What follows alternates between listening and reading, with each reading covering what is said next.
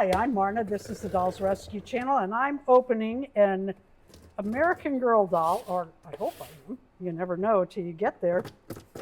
Wouldn't be the first time. No, it wouldn't be the first time. I thought it was one doll. It was a different one.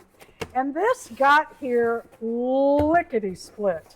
I mean lickety-split. Thank you, Robin. It says thank you, Robin. This doll is for a custom that I'm doing for someone who you will see on her channel. I will be cleaning her up. Oh, look at that. Wow. This doll is far better than I expected. Oh, I almost hate to customize her. A little tightening. Well, look at that hair. I think that's original. If it's not, it sure is nice. Boy, this is nice. I am thrilled. I am really, really thrilled. This is going to be a custom for a birthday gift. You will see it on her channel. And then I'll do the opening over here. Maybe the same day. We'll see.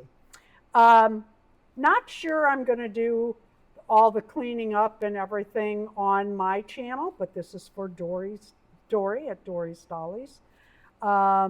I think I'll just show you the box opening and send you to her channel to see the unboxing. Thank you for watching.